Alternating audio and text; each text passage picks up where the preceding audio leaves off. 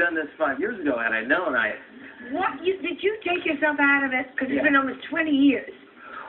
Well, it's actually I mean, you did other things. I know that. Yeah, 20 since I started. I mean, it's like saying you stopped doing late night television. How long since you really just said that's it? I don't want to sing anymore. I want to be a teeny bopper, bubblegummer. I made my last album in 1978, and what I did was I'm dying here. Here. No, I'm all right. That's clean. Clean? Yeah. Well, you never know these days. Go on. I stopped in 78, my last album, and in 75, I did a world tour, and I basically said, that's it, I'm not going to tour anymore. Why? Well, it was... I read an article where you said, I read an early article where you were in Rolling Stone, you said, I love this, I can't wait to get on stage, I love my people. Yeah. Did it just wear off? The stage part was great, performing was wonderful, but unfortunately, there were 23 hours in the day that I had to go through, and it was such madness by the time I actually got on stage and went out. You know, I was taking 40 people with me. There were people camped out on my doorstep, and I had to get in and out of buildings like in the trunks of Toyotas. Really a glamorous life, can I tell you? Then why do you want to come back? Did you make enough money not to come back? No. In fact, I was driving a bus the last 4 or 5 years, and That's where I saw it. That's where I saw it. It's not about money. It was really something that I've always loved to do. I've been a songwriter, and something that You wrote for Cher, didn't you? Well, I have a song. Thank you, Joan. Yeah. I have a song that I wrote that she's cutting on her next album. Very exciting. And it is exciting, yeah. I have a song also on the new Asia album. But it's something I didn't stop doing. I just took myself out of the public eye. So when people refer to this as my comeback, I guess it is in a sense that...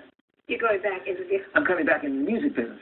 I left the mainstream, I think because people's perception of me was so strongly associated with the character I played. When I did the Partridge Family, I didn't actually think that people would believe that I was that sort of airhead, shallow guy who was concerned about blow-drying his hair. You know? Yeah. But also the music that they told me you were listening to Jimi Hendrix, and you were singing these other lyrics. So that would get you crazy. Well, at the time when I would go in and I would work with, it was very difficult for me because, again, people's perception was I was that guy. It was David Cassidy out there playing the guitar. It was my name that was on the records. Yeah. So obviously that must be me. Yeah. And it was difficult.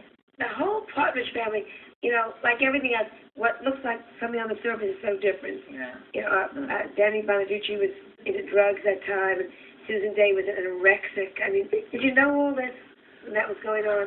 Did you know it? Or were you just like drifting through it going on? No. It's a funny thing. I was in a way I was kind of unconscious, I guess, and so wrapped up in myself. I think that because I got up and worked from 6 until midnight. I worked all day, like 13 hours a day on the show, and then I would go and make the records. So I became oblivious, and I became sort of insulated in my own world. Danny actually he really looked up to me, and I think that because of his own particular home life, I think he had an awful lot of a need to be accepted, and peer pressure. A lot of my own frustration about my work, about the fact that we made some really good records. Partridge Family made some great records. They weren't the records I wanted to make.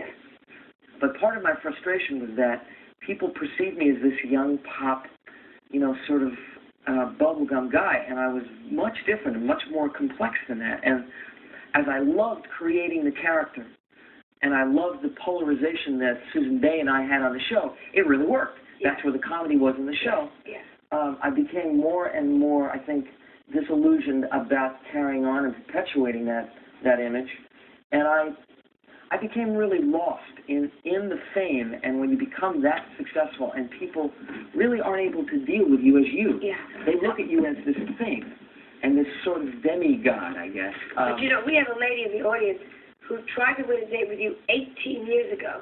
Yeah. You understand? 18 years she's been waiting around. Never too late, Do you want to find out a little bit about her? She won a date. Where are you? Where? Let's get out.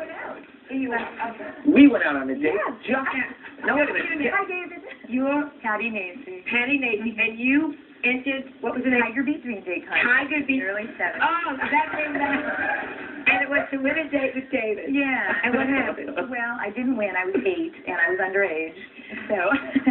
Were you a virgin? Yes. I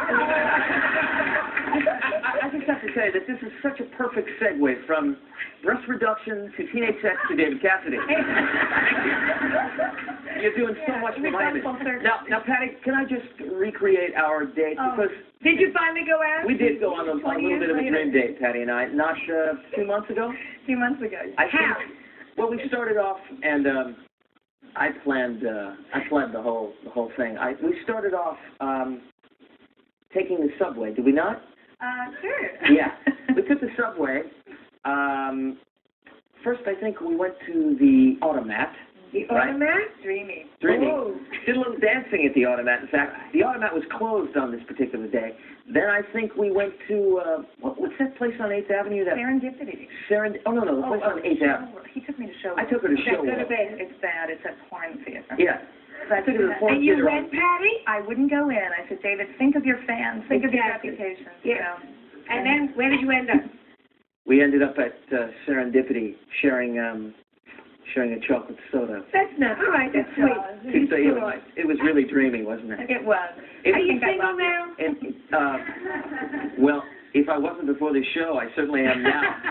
Yeah, I am single, but Patty was writing for a paper, exactly. Yeah, We did an interview. I think you're adorable. I'm glad you're back. Thank you. The record is called, very simply, David Cassidy. Very simple. Very simple, Thank you. very smart to say.